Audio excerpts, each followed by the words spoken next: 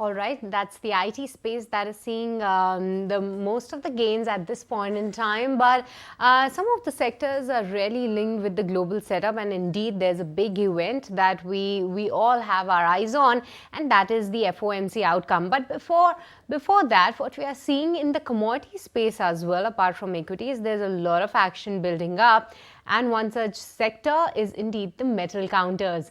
If we talk about the metal stocks, then they are seeing some bit of a jump up, whether it's because of the demand recovery or there's some price recovery that is being seen.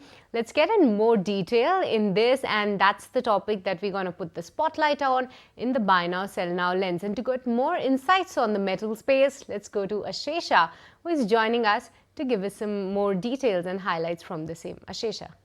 Well, absolutely, Shrishti. First up, let's talk about non-ferrous industrial metals. If you look at 2024 moves, they touched their highs in the month of May, and since then, most of these non-ferrous metals have corrected a whole lot. So, for instance, aluminium prices are down nearly 7.5% since their recent high in the month of May. Copper prices are down 18%. We have zinc, nickel, and lead prices down 7 and 33% respectively. So, that's the kind of fall that we have seen since their recent highs.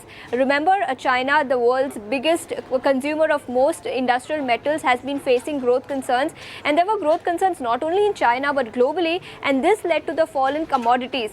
Apart from this, also remember, off late we have seen that surge come in, and the big question now is, are commodities rebounding? Remember, from the lows that we saw on the 9th of September, in the last 10 days or so, industrial metals have again seen an uptick. So, for instance, aluminium prices have risen nearly 8% from their September 9th lows.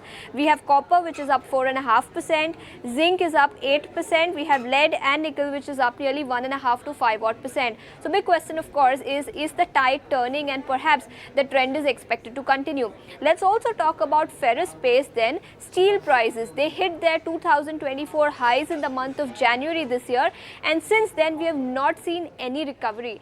So let's talk about steel HRC prices, which remember touched January highs of $825 per ton, and since then they have been on a declining trend. Currently they trade at about $620 per ton.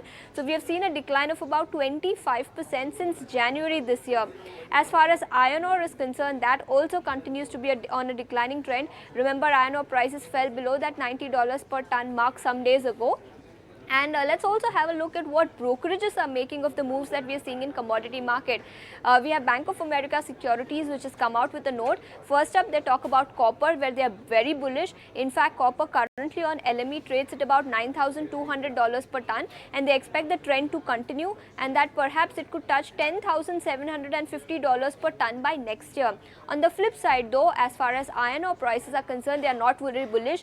They believe that the real estate recovery in China is expected to take longer than expected, and hence on iron ore they continue to remain bearish. So yes, for now looks like the tide is turning, and we have seen some bit of recovery both on the ferrous and non-ferrous side from September 9 lows. If you like this video, then like, share and subscribe to ET Now.